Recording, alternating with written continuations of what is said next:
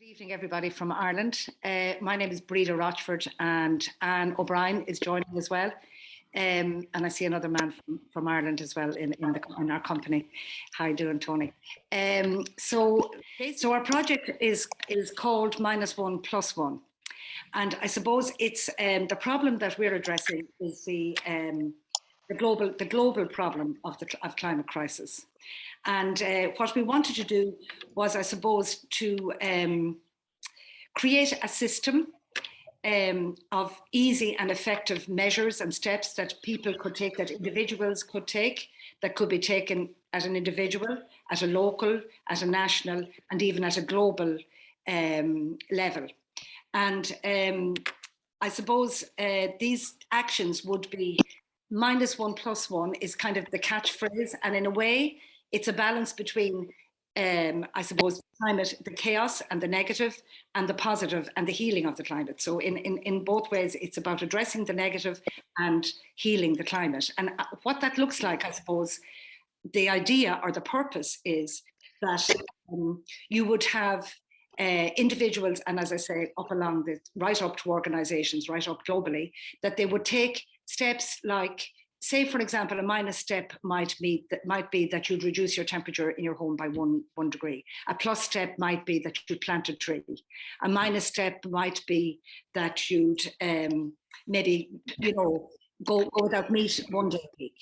And a plus step might be, so it's to kind of come up with, I suppose, actions that people that are easily accessible, that people can take, that they can have ownership. And I suppose it's addressing the whole thing of what can people do? What can we do? And I think that's a question that as individuals we're asking. And I suppose we want to take it to the individual right through into a global sense. We feel that could be a very simple and yet effective way of addressing some of the issues. And I suppose our own contribution is to answer that question, what can we do? So at the moment we're developing that, and I'm going to hand over to Anne maybe, and if you want to, if I have missed anything, Anne, I maybe go on from there where we're at in terms of stakeholders and stuff. Yeah, no, that's perfect, Breda. Yeah, thank you. Hello, everybody. My name is Anne, and I'm part of the same team as Breda, and we are working from Wexford, and Tony has joined us on occasion as well.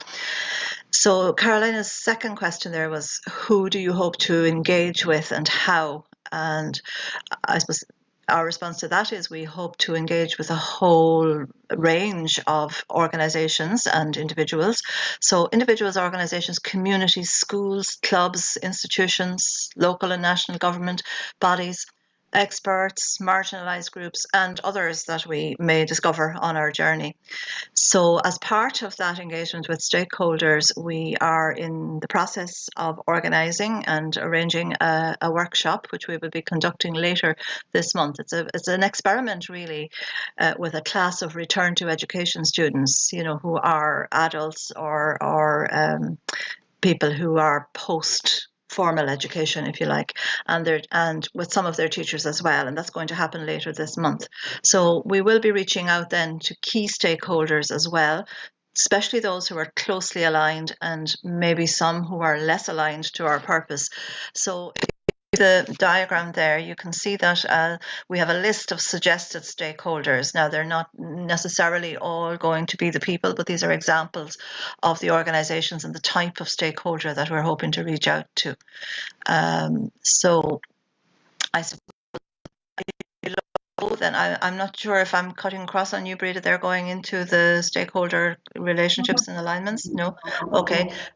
So if you look at the diagram below, we set our beginning and the types of stakeholders, the kind of groups of stakeholders that we hope to meet and work with, and I suppose get some input from towards the development of our prototype. You can see there that the alignment is graphed in the diagram. So the solid black arrow are the people who are closely aligned. So for example, people in the sciences, environmental science, and people from climate science, and people who are experts and have that expertise to feed into our project. As well as that, the activists, people who are already on the journey, as it were, people who are committed, and that they also will be able to inform us and to help us to develop different ideas, as well as that people who work in the value system. So, for example, maybe people who are working in developing countries looking at just transition and that area, that will bring something to our project as well.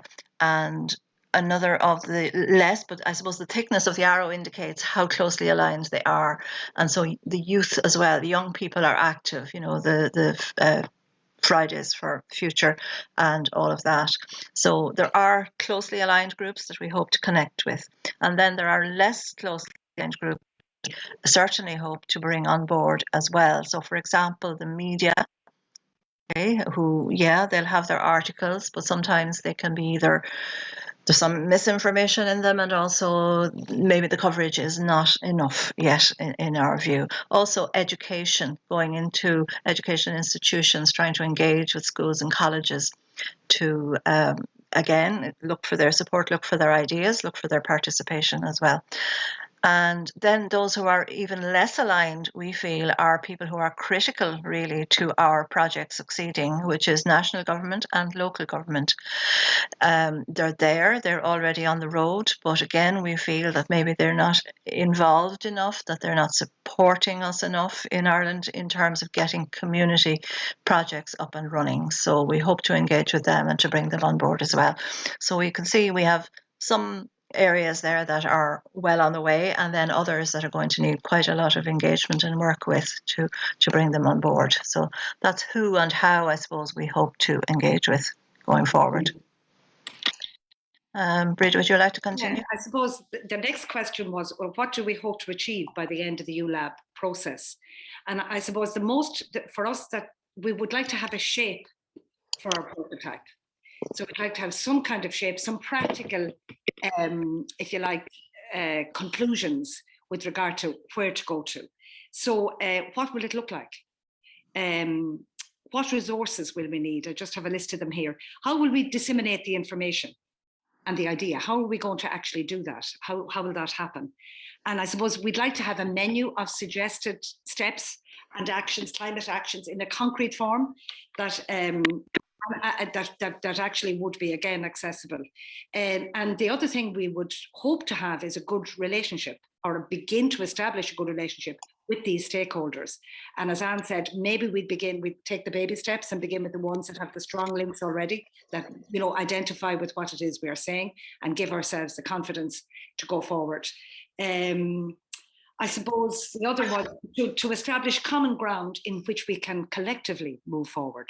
And I suppose that's the important thing, is the collective bit, that we gather up these people along the way, we get them to begin to understand where we're coming from, how this could work, and that they will have ownership of it with us.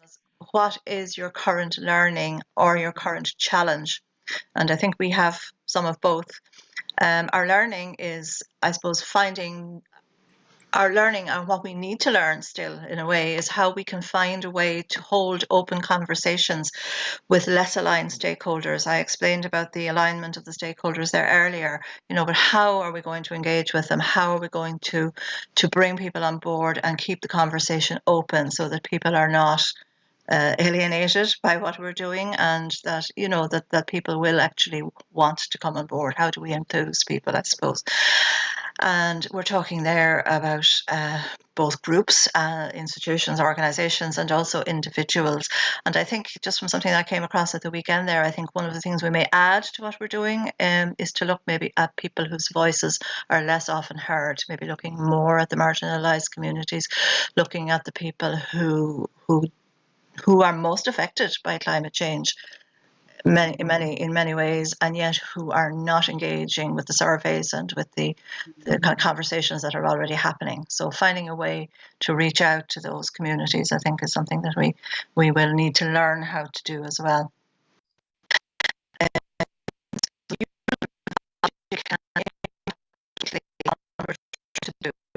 opens the mind, it opens the heart, and for us on our journey, and our 3D mapping exercise was very powerful in helping us to come to a kind of a realization of that. And I suppose that it allows people then to move forward together, and it has certainly been a gelling process in our core group.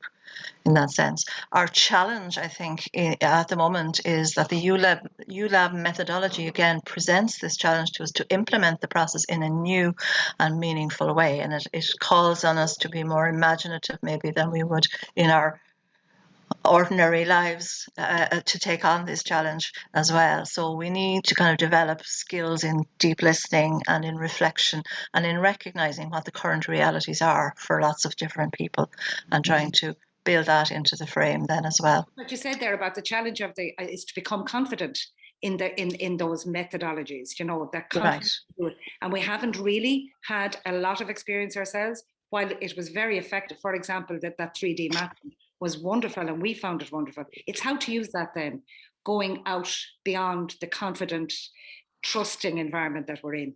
Sorry, Anne, go ahead there. Yeah, very good. Thanks, Breda, for that. Yeah.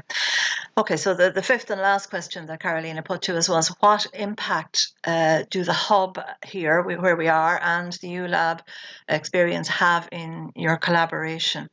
So I suppose we see there that the u.lab process teaches us how to adopt a can-do attitude. You know, before that, we would have said, well, how can we possibly get this done? How can we possibly get it off the ground? But we have found by going through the process, and we're still at an early stage in it, that it has given us, I suppose what Breda was saying there, more confidence to actually say, well, it is possible. It's not just a pie in the sky aspirational thing. It's something that we can actually do, even though we're an ordinary small group of ordinary citizens in a small town and locality in Ireland. You know, we don't have access to resources and we don't have access to the expertise, but we're going to go and get it and we're going to go and look for it. So I suppose it's enabling in that sense. The small experiences as well incorporated in the process in u.lab, such as the meditations, the reflections, the body work where we have to come out of our heads, the visual summarizing of live sessions, and all of these exercises, different parts of our brains. So it has influenced all of us. We have reflected on this ourselves and we have seen how that has changed the way we look at things and how we approach what we have to do, I suppose. So that's been very interesting. And it has done that, I suppose, very quietly, very subtly, and very effectively as well.